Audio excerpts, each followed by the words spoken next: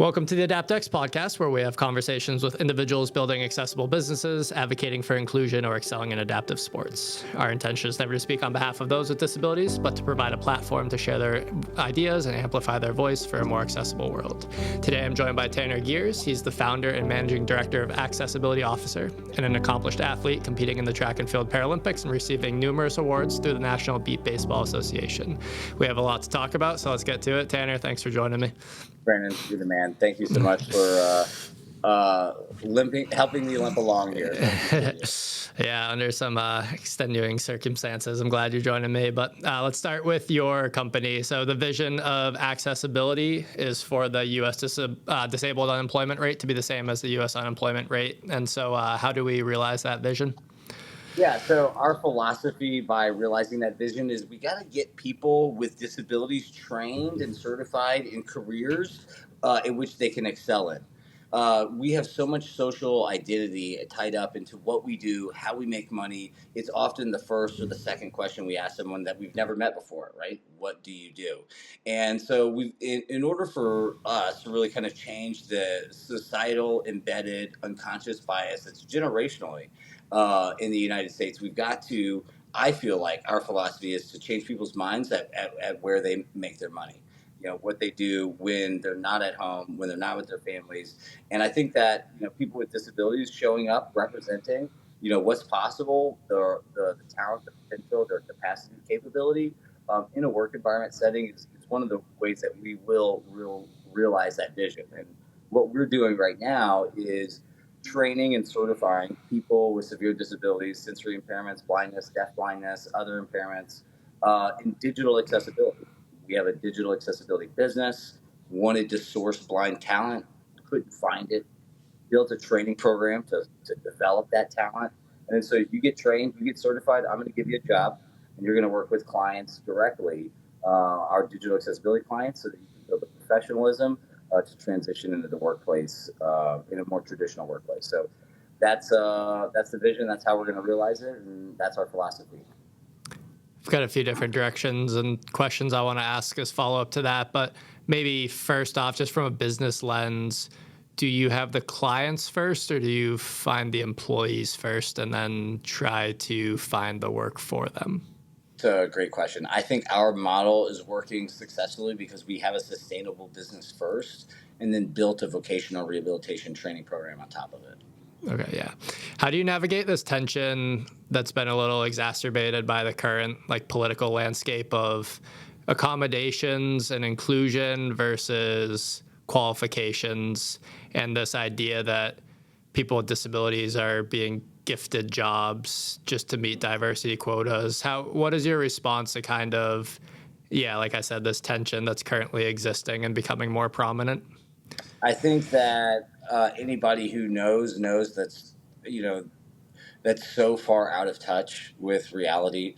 Like, I've never, ever been given a job or an opportunity because I was blind. As a matter of fact, it's quite the opposite, right? Where because of my blindness, I can't get employed. And I think the numbers overwhelmingly support that.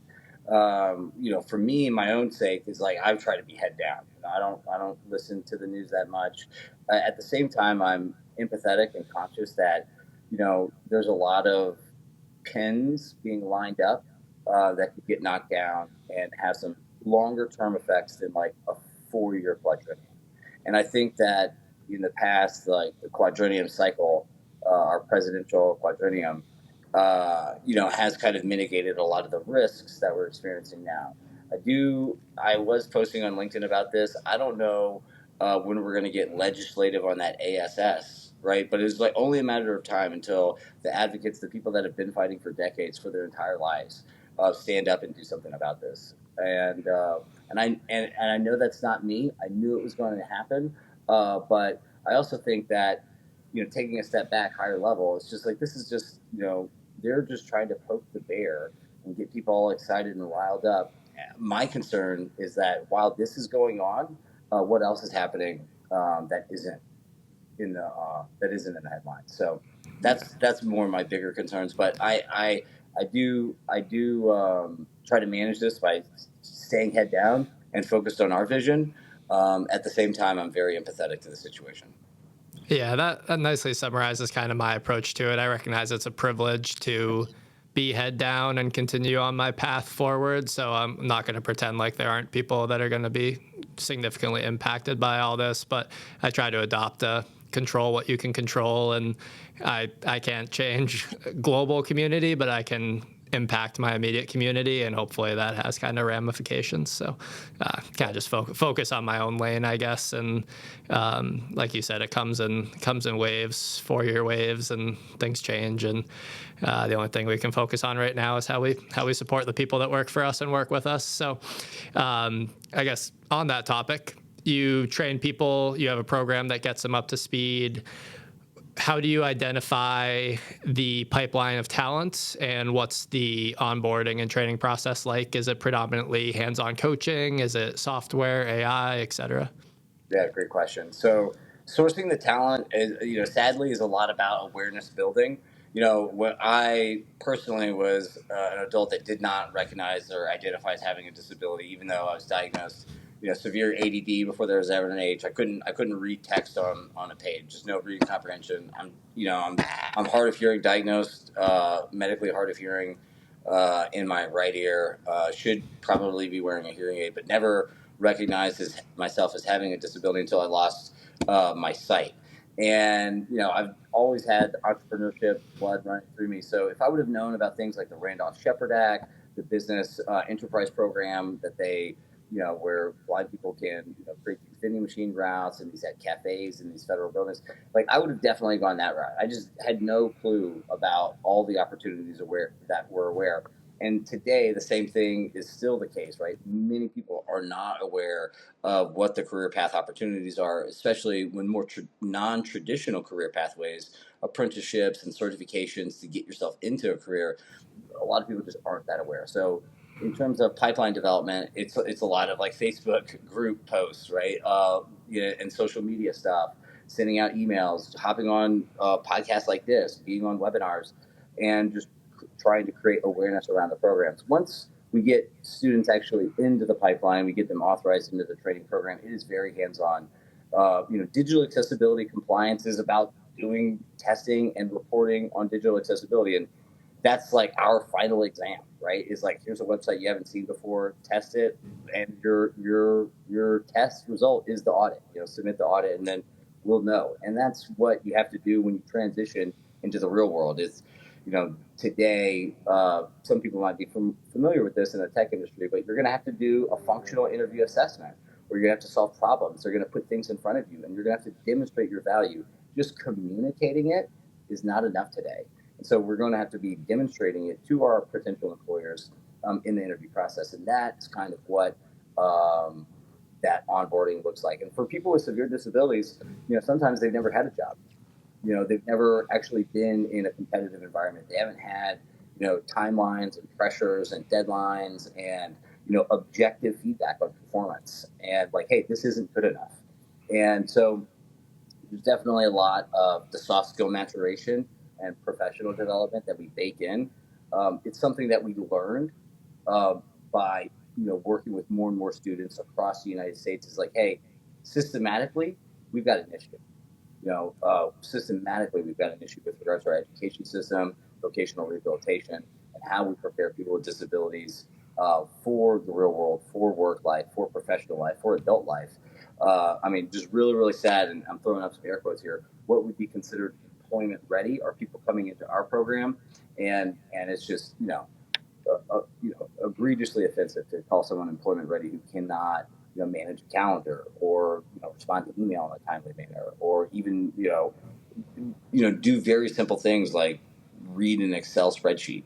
So there's there's a lot of work to do, and we accessibility officers, we take that onus on ourselves. Like, we want to be the change and lead by example in that. So even though that's not when you look at our programs, those bullet points aren't in there, but it's something that we do because it's the right thing to do. Yeah. I like that high standard of excellence and not accepting participation alone as a sufficient answer, but emphasizing performance as well. I wonder, as you were kind of talking about the program, I was thinking of schools like Perkins School for the Blind here that I've done some work with, and whether, and there's Voc schools for high school, kind of substitutes not the word, but alternative paths where people can specialize and become mechanics, or people can specialize and go into HVAC. And I just wonder if a curriculum like this could be an onboarding process like this could be part of the educational process for people to, like you said, get them employment ready for when they graduate high school. Yeah, I love that idea. It's something that I've pitched around a little bit here at Phoenix Unified and surrounding areas. I'm fortunate to have a couple of connections in the education system here locally, K through 12, and I think it's a great idea. And I was not aware of what you said, right? Those vocational, like high school tracks where a guy who I was playing beat baseball with, his brother who doesn't have a disability, right, was becoming a carpenter in high school, like Right. leaving the school and doing that job and getting paid to do it.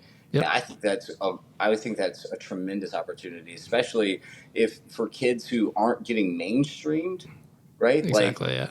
we can get them in these vocational. Yes, that would be genius. Yeah. Yeah. That's when I was in high school. It was like those Voc schools were for the kids who didn't enjoy academics or thrive with academics, but now the Voc programs are so competitive because people are realizing that these industries and occupations are really fruitful and can be really successful economically as well. So I would love for digital accessibility to be a part of kind of like the computer science software side of things. So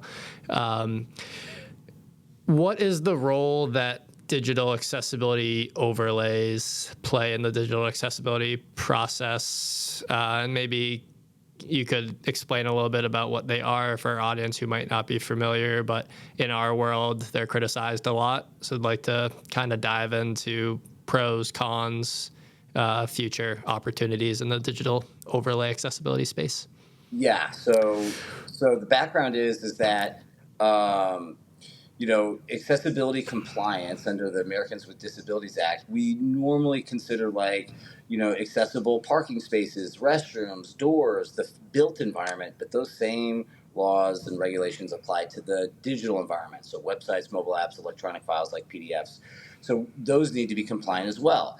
And so, with the advent of new technologies and automation and testing and website scannings and artificial intelligence, a new business model came about, these accessibility overlays, which dynamically scan a site and then inject code into the website so that it's essentially a magic fix solution.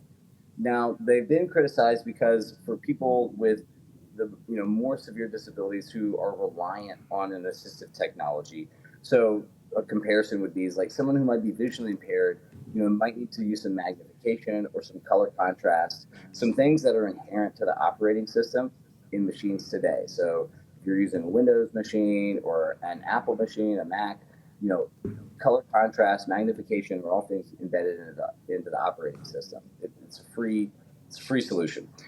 These overlay tools basically make those features more accessible to the user within the browser. Hey, do you want to change the color contrast? Hey, do you want to improve the size of this? Hey, do you want to do this, this, this? There's some different, and you would essentially turn on the accessibility features that are in air quotes right for you. And but for people with disabilities where they become reliant on an assistive tool like a screen reader or a switch control, these overlays can often introduce new accessibility barriers that prevent the user from using the website. So for me, for example, when these started to come about, before AG1 was AG1, it was athletic greens. I've been taking athletic greens since like 2011, and you know I could always use the website. And then they got an overlay on it, and I couldn't. And I messaged them about it. I'm like, what's going on? And I would see this over and over again with the providers that I would purchase goods from online, and I couldn't use their website. So the marketing message is that, hey, you can introduce one line of code and fix your website, and it's dynamically going to be accessible out of the box all day, every day. And unfortunately, that hasn't been the case, and legally, um, cases have settled as such. And there was a big case with the San Francisco Lighthouse and ADP.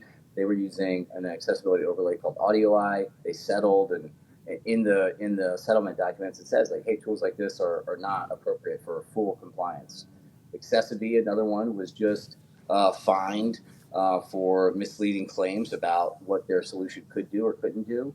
And repeatedly, we see that while on the surface they look, the lipstick looks great, programmatically deeper, it's not as good. Now, that isn't just the other side of the coin. Is that for people with disabilities who maybe just need a little bit, accessibility overlays to make the user experience easier for them. So that is definitely the other side of the coin. That's kind of my burrito on accessibility overlays. Is there a path to some sort of automated service or product being fully compliant? Like, do you think there's an opportunity for these overlays to be sufficient, or will manual remediation always be necessary? No, I think digital accessibility has a finite runway. It's going to be like electricity, like Wi-Fi. It's going to be everywhere and nowhere at the same time. It's going to be an expectation. It's going to be a part of the build process. There's a lot of changes that have to happen in order to like systematically get engineers and developers to be building more accessible products. Yes, but I think artificial intelligence will get good enough to be able to identify the issues and then change them and remediate them. I think the thing that we must be concerned with is to rely on artificial intelligence without any kind of human oversight. So I think that artificial intelligence is going to reduce the total cost of ownership by not just accessibility, right? This is other things, but specific to accessibility. It's going to improve accessibility outcomes. It's going to make digital environments more accessible to wider audiences for cheaper. But we still need a human review, right? Like I believe that artificial intelligence, what we should be concerned about as a society is really businesses utilizing data and information within artificial intelligence context to benefit themselves. And without having a human overlay, as it were, in between deterministic or agentic AI and outcomes that affect the quality of life for people with disabilities, that's what we got to be concerned with. So let me take a step back. Let's say I'm filling out a mortgage application.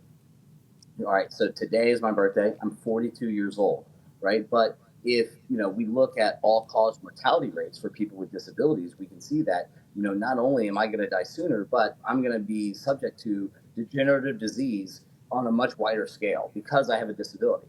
Now, it has nothing to do with the fact that I acquired my disability later in life, right? Like they just see me as having a disability, and because of this, when I'm applying for a 30-year mortgage, hey, person with a disability, we don't think that you're going to be able to live through this 30-year loan. So application denied. And that's the kind of stuff that we've got to be careful of, is like AI making decisions based on data sets that apply perhaps to the general population, to minorities and marginalized communities like those with disabilities. We've got to be really, really careful about just allowing AI to make decisions that influence the quality of life for all of us. Yeah, that's a really important point, and a use case that not something I had thought about thoroughly, but yeah, that's essential to maintain some degree of human component with it. I just wonder, like, I own a gym, but I also built the website, and I don't have any background in computer science or web design, so I use something like Squarespace, and then people are telling small business owners, hey, you're supposed to know the WCAG guidelines and you're supposed to know this, that, and not even computer science and web developers all know those guidelines. So how am I supposed to be able to know those guidelines too? So it just seems like it'll gain more traction and more awareness, but it's tough to be like blamed for digital accessibility shortcomings when my attention and my education are on completely different things. Totally. Like no one expects a banker to like know the law, right? Right. You know what I mean? Like in general terms, right? But they're not practicing law, and I think there's a real big cost to digital accessibility compliance. Now we've built a software, and I have so much empathy for developers and product owners and B2C online retailers that are changing at the fastest pace. Like we help those clients, right? But until you're in the driver's seat, until you're actually on the other side of the table building a product, building a software, and you're paying developers, US based, really smart people, lots of money to build these things, and there's gaps in accessibility knowledge and awareness. Like we're lucky because we have all these people with disabilities on staff, and we can test these things and give feedback to the developers and build, with accessibility first, but or accept, with people with disabilities in mind. But it's hard, it's difficult, and it costs a lot of money, and it slows things down. And anybody that says that accessibility is easy doesn't know accessibility, right? They haven't been on the side of a builder, and so I've gotten a lot more empathy for that. And the other side of it is like we built the software, right, to enable people with disabilities to create employment outcomes for themselves, while also, in the meantime, minimizing the cost of digital accessibility compliance. If you're not Yeah. familiar, there's audits, there's software costs, and it's so expensive. And it's like, how do we democratize the availability of people who are actually certified, actually trained, and technically competent to go beyond usability testing and actually give you the technical feedback that you need to make your website compliant? Yeah, That's yeah. That was kind of the next direction I was gonna go in. Like, how can digital accessibility be more affordable? I have several websites, I have PDFs, I have resources, I have e-learning platforms, and I want to make sure that they're all compliant. And you make the general assumption that these software tools and the developers behind them have considered all these things, but we know that they necessarily haven't. So I guess how do your services, and you don't even have to talk about your services specifically, but how do the cost of your services compare to maybe 2 or 3 years ago when you had to hire someone for manual remediation and auditing, et cetera? We are grateful for the support of our first show sponsor. Resolution Fitness offers leading brand health club equipment and accessories for residential and commercial use. In addition to traditional exercise equipment, they specialize in adaptive fitness products and wheelchair accessible machines.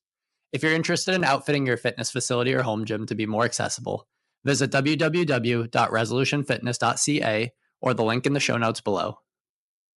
Yeah, it's coming down because we're getting more operationally efficient. We're trying to be more competitive, and we're also fighting against offshore, manual testing services. So, on these like larger software-driven, sales-heavy organizations, they have to, you know, they'll use audits as a loss leader up front, and they'll outsource those manual services to other countries, and then they hook them on a higher end software subscription.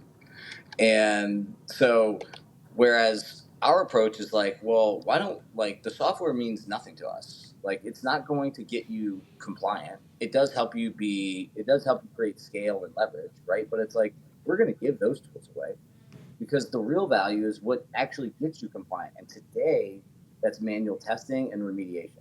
So if we can remove the cost and the friction of big software subscriptions, and then make it really easy to get manual testing by people with disabilities, like, we can even bring down the price further.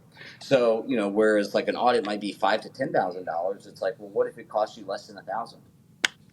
Yeah. Yeah, that would be essential. I mean, I think, and we've talked at length on the show about the economic incentive of inclusion and accessibility and how large the market size is, et cetera. So I don't really feel the need to cover that again, but I think because you can make the case that even at $5,000 or even at $10,000, your potential to get revenue from X amount of people who have a disposable income of X amount of money, like that case can certainly be made. But I think at the end of the day, most business owners aren't aware of that.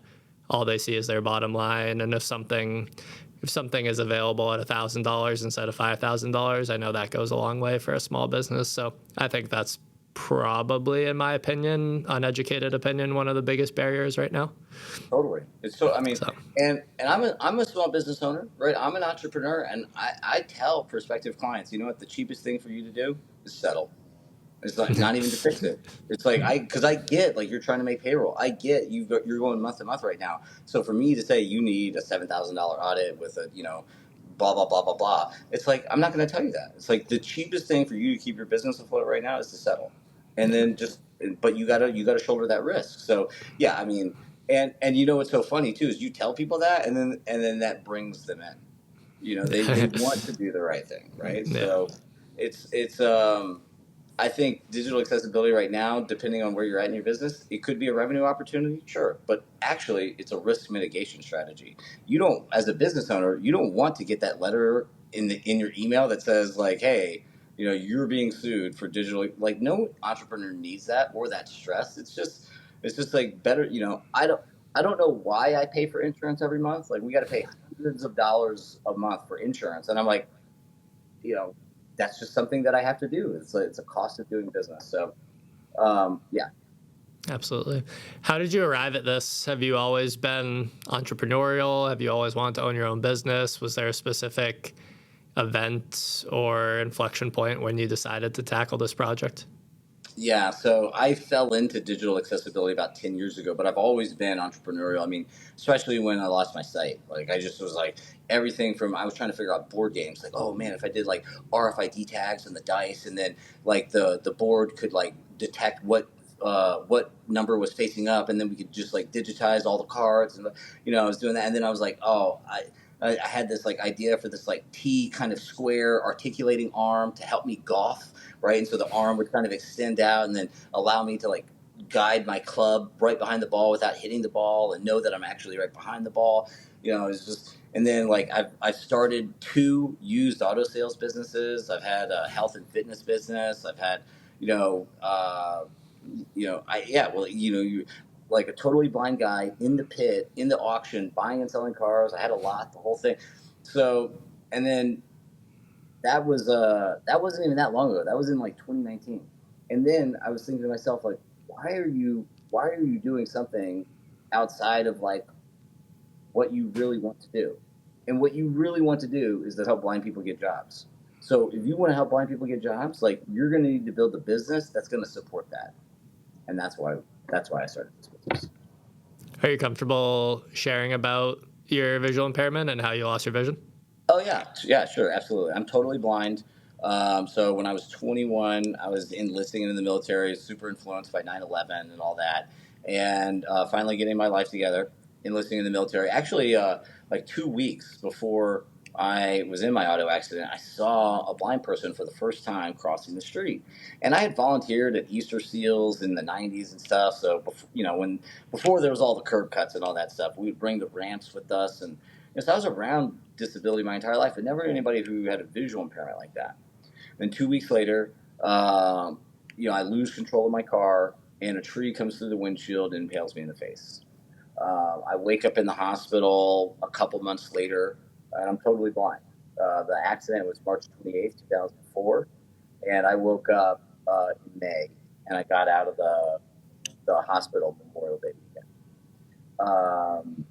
And yeah, and then so that was, and yeah, so I have no light perception. The eye's fine, but it's the optic nerve. There was so much brain swelling, it caused my optic nerve to atrophy. And but um, that's only a matter of time. I'm very confident I'll see again. But yeah, that's how I lost my sight and no usable vision or light perception. What was harder, the physical toll or kind of the social emotional toll during the recovery process? Mm. Um, you know, I think they came in different waves, right? So, like for a year, I didn't even know I was going to live. So my accident was in March. All right, not until February of 2005 did I even find out that I'd survive. I had an infection on my brain that was killing me. I had several brain surgeries and just the most horrific amount of painful medications, IVs and stuff. It was just horrible. And but the social stuff was very hard, right? Because not only was I hearing it, seeing it, feeling it from my friends, my family, and just people on the street, society in general, doctors even, um, but I was discriminating against myself, right? Like, and this is swinging it back to the beginning. This is what I'm talking about with like this societal embedded unconscious bias that's generational against people with disabilities. Like, even though I volunteered at these facilities, even though like being around differently, able people a lot, when I lost my sight, I thought my life was over. I thought I was meaningless, hopeless, worthless. Like, I thought that was it, and I wanted to die. And then when you have people, they put me back together really well, right? But like, before this, I had like, I just like show you this for those probably check it out on YouTube for those and subscribe to Brendan on YouTube. But like, but this is all implant. This part of my forehead all up here is implant, and then this is all implant all the way down here, and then they skin grafted. So what I'm saying, this is like the upper my left hemisphere of my forehead. Probably half of it is an implant, and then it comes around, wraps around the orbit of my eye. So the tree hit me right over the eye and then blew off that chunk of my face and my forehead, so you could see my brain. It was exposed to the air. And yeah, so this is all skin grafted. And then, I mean, I'll never forget the day. I used to play with this thing on my face all the time. I just didn't know what it was. And I finally asked my mom, I was like, is this white? And she goes, yeah. And I was like, I was just like shocked because that was the first time I knew. Like, I've been walking around like with bones sticking out of my face. I have this huge gaping hole in my face, and so kids, people, they say stuff. On top of it, I'm walking around with an IV pole every day, so it was hard. It was hard. Yeah, I would imagine. What role did fitness and sport play in the coping and recovery process? I didn't know, like, so I grew up everywhere and nowhere in the South. I moved so many different places, and the one thing that was ubiquitous about every place was sports, and that was the common denominator of how me and my brother made friends. So I had so much identity wrapped up in sport. I gave it like my everything, and I wasn't really that good in school, but like I could work, and I didn't even know about sports for the blind until like 4 years. I just saw it on the news one night coming home after work, and there was on the news was blind baseball. Just completely just shocked and awed. When I was recovering back at my parents' house, I like newly blind, and I'm looking for something in the closet, and I come across this piece of leather. Don't know what it is. I pull it out. Oh my god, this is my baseball glove, and I throw it on, and like just I couldn't help myself. Just immediately like reach up, grab the ball, pro hop, and I do that, and then and I look at the glove, and I said, that part of your life is over. And I put it back in the closet, and then 4 years later, on the television, blind baseball. So I started doing that. A coach found out about me hitting the ball and was like, "Hey, have you ever thought about throwing the javelin?" It's like, no. So that's when I first found out about the Paralympics. I was like, man, if they let blind guys throw spears, like, what else can we do? So, and then that was it. So baseball came first, and then track and field second. Kind of what was the development of your athletic career like? Yeah, so baseball first, track and field, then track cycling, and then goalball intermixed in there probably later in life. But yeah, so I was living in Tucson, Arizona, and there was no adaptive sport club in Tucson. So I would have to take the Greyhound bus Saturday mornings to Mesa High School, and 2 hours away to go to track practice. So 5 a.m. On that bus, right, for the 9 a.m. practice, and then and then I'm on the way bus back home. And I knew that wasn't enough, right? So I just like I figured out a way to get some training, to get someone to run with me, to do all the things. And my first track meet was Desert Challenge Games in 2011. It was May 4th, 2011, and before the night before the track meet, like all I want to do is make the national team. all I want to do is make the national team, and I want to do it in the 100. And I'm looking at the AB standards, and I'm like, I'm not going to make it. I know what my time is. My time's not that. And so I'm looking. I just want to make the team so bad. Like, I was enlisting into the military, right? So getting that flag on my chest meant more to me. It meant so much to me. And so I'm looking, and I see the long jump, and it's 5.4 meters, and no, excuse me, 5.7 meters, and I'm like, I can do that. 5.7, I can do that. And so I'm like, I hit my track coach up, Judy, and she's like, no way are we calling you down. I'm like, Judy, you got to do it. She's like, I'm not doing it. Judy, you got to do it. And so the next day, Lex Gillette's there, and Lex Gillette is the like long time world record holder. Like, he's been in the Paralympics since 2004. He's there, and on his first jump, sets the world record in the long jump. And so anyway, I ended up making the national championships. At national championships, I make that 5.7 mark. I jump a little bit past that, so I make the national team. That's when I make the U.S. Parapan team. They introduced me to Tom Southall that night. We did it under the nights. It was so amazing. And then the Parapan Games, I brought home gold there, ranked 4th in the world after that one. And then there was 2012, overcoming some problems there, but I ended up making it to London. Worst performance of my entire career was in London. That's okay. But yeah, and then I was at the World Championships in Lyon, France in 2013.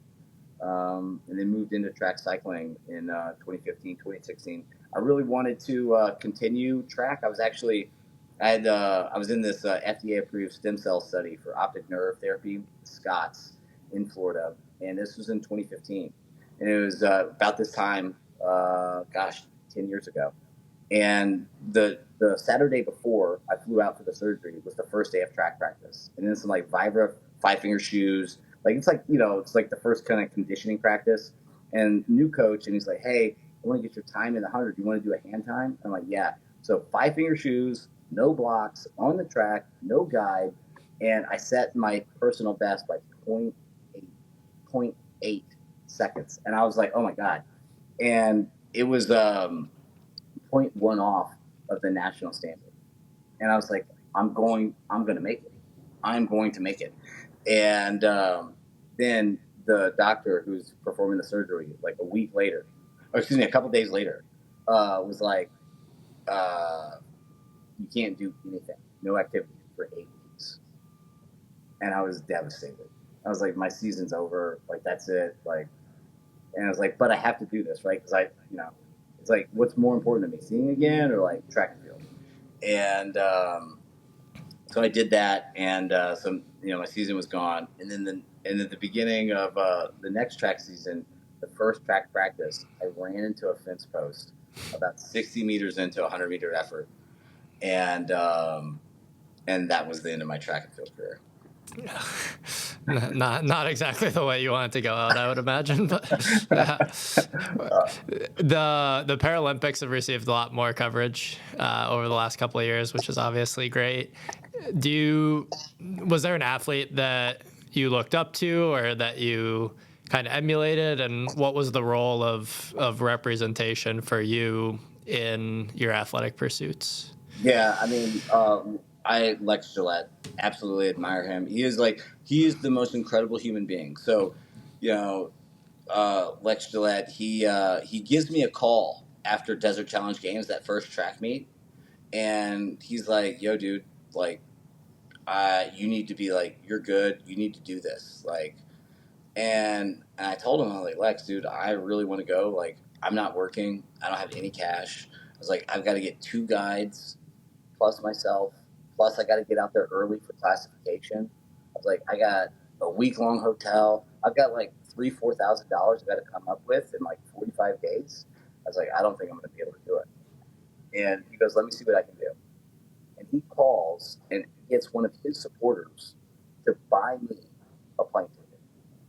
And that motivated me to like get scrappy. And so then I started raising the funds, and the only thing I had to come out of pocket was one-way ticket and then I showed up to nationals, and it showed so much heart, right? Like, just like, what an awesome human being. Like, long jump, it's not a team sport. So he is recognizing me as possibly someone that's going to represent Team USA, compete against him, and he's trying to make sure that I'm there. It was the most, I had so much love for that. What demonstration of leadership. I mean, I'm almost like, speechless because of what that did for me. And if Lex Gillette did not make that call that day, if he did not figure out a way to get me motivated, I wouldn't, I would never have made it to the Paralympics. Yeah. What misconceptions do you think people have about adaptive sport or parasport, and what can we do to change those incorrect narratives? My volume came down. Say that again, Brendan. What misconceptions do you think people have about parasport and adaptive sports, and kind of how can we rewrite a different narrative? Yeah, that's a good question. I think that many people consider parasport as still a part of the Special Olympics. I think many people consider parasport as in like participation trophies. Oh, like, oh, good for them.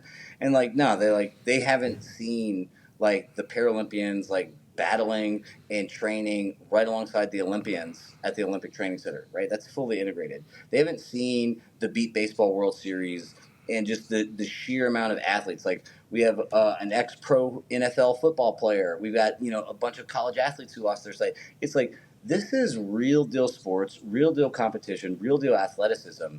And the best part about it all is like, none of it matters. Like, the disability is totally like irrelevant, because what gets down to it, the game, the sport, the athletes, it's next level. Yeah. Yeah. I mean, this show focuses a lot on fitness, health and fitness. What can the fitness industry do to become more accessible? Maybe we can start with globally for all people with disabilities and then narrow it down specifically to the community of people with visual impairment. Yeah, it's a good question. There's so many things that I'm thinking about. Like, I'm thinking about adaptive equipment, and then I'm even just thinking about creating like an accessible or inviting space. I think that's probably, people with disabilities are so resilient and able to just like figure out solutions based on whatever context that, of the world that was built for somebody else, right? And so I think like probably starting there with just having an inclusive mindset and figuring how we can make a more inviting space, right? Like, and I think, I'm probably not doing any favors when I say this, but it's like people with disabilities want to just be talked to like normal people. And so if you make it not about the disability and more about like, hey, like, you're here for fitness, like, awesome. Like, is there anything I can do to support that? Or, that kind of thing. I know everybody's sensitive about how they like to be asked questions, but just having that mindset, I think, is great. And then trying to help someone find those solutions, right? How to overcome a challenge, or I don't think anybody showing up to the gym with a disability is like unmotivated, right?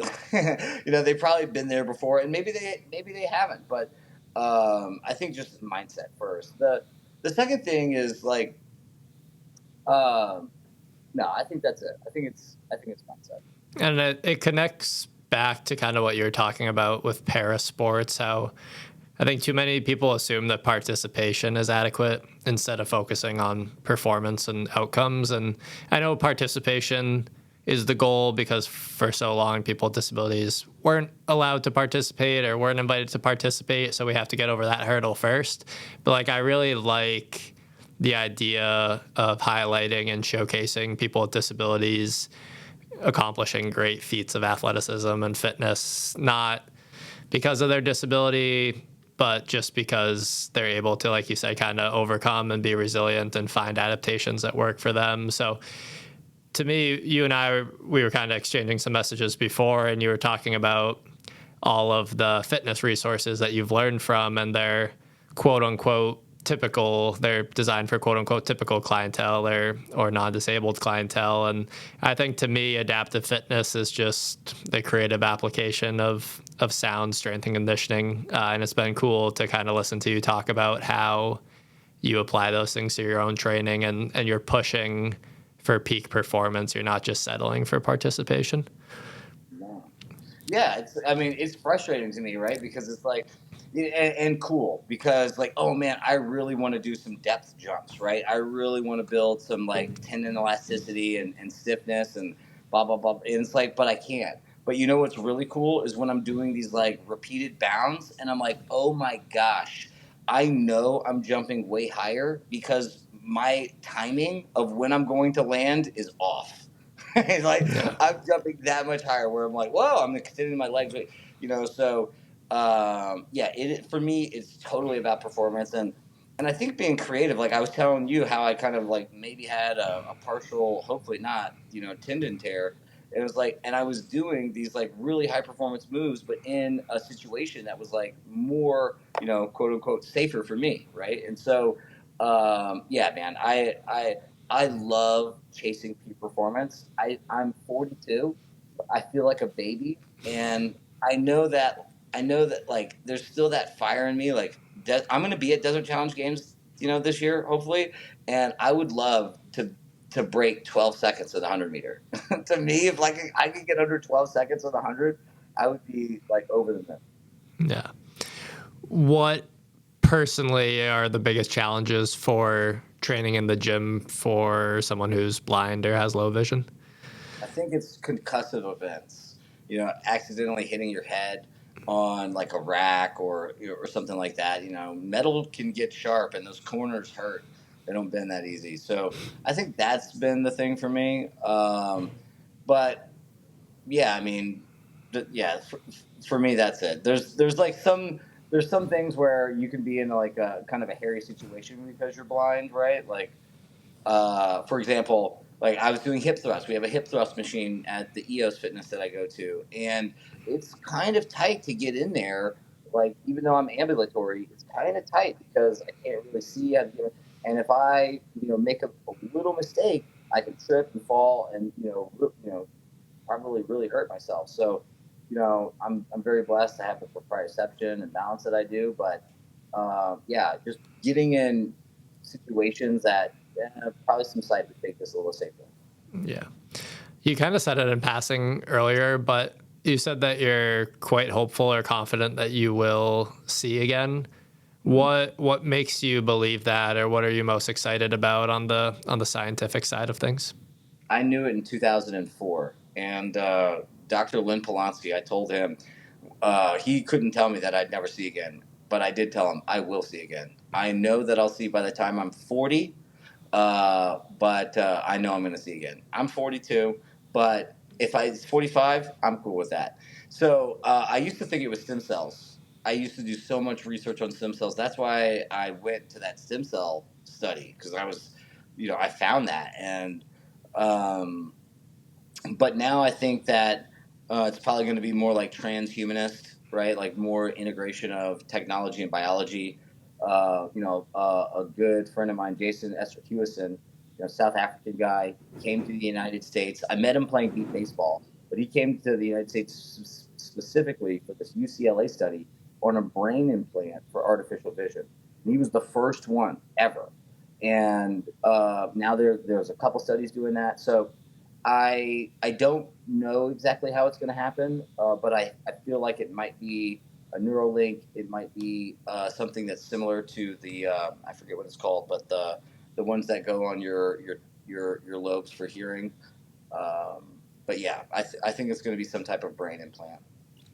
Yeah, that's exciting. Is there anyone that you're familiar with who's kind of on the cutting edge of that or leading that research?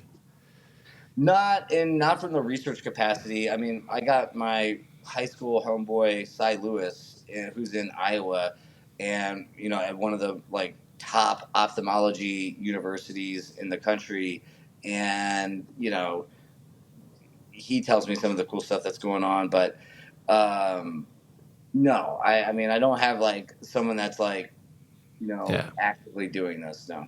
Yeah. What are you most excited about from a either a business or athletic standpoint? For what are you most excited about in the coming months or in this year, I guess?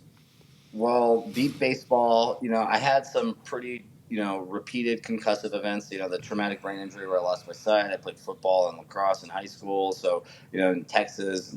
So I've had some severe, not severe, but very significant cognitive decline. These Men in Black episodes that I call. And so I've been doing a lot of hyperbaric oxygen therapy and stuff. So I've been having such good improvements with that I'm actually coming out of retirement and I'm going to be playing beat baseball again. So I'm super excited about that for St. Louis this summer. I hit my first home run last year, a quote unquote official home run. And but yeah, I'm really looking forward to getting back playing beat baseball. But as a business, I'm really looking forward to getting more blind people jobs. Super pumped about launching Dart Suite. That's our digital accessibility software, and we've already got people getting onboarded to it. So 2025 is going to be a very blessed year for me. I'm so grateful. That's awesome. For people who are interested in the accessibility officer services, what type of business are you looking for as clientele, and maybe how can they get in touch with you? We'll include the website in the show notes, but how should they reach out?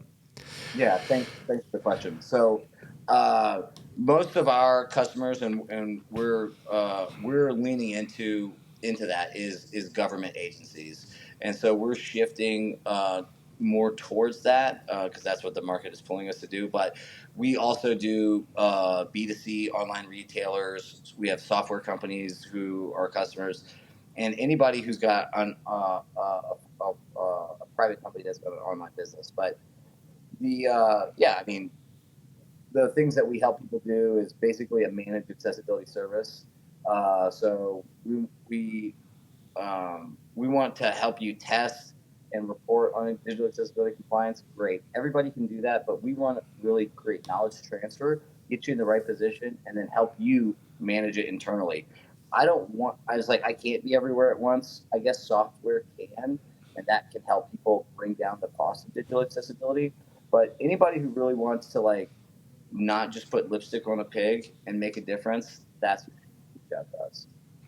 Yeah, that's awesome. So we encourage anyone in the B2C space, or if you work for a government agency, to audit or look at your accessibility, see if you've had an audit done recently or whether digital accessibility has even been prioritized in your organization, and look for these solutions, specifically Tanner's.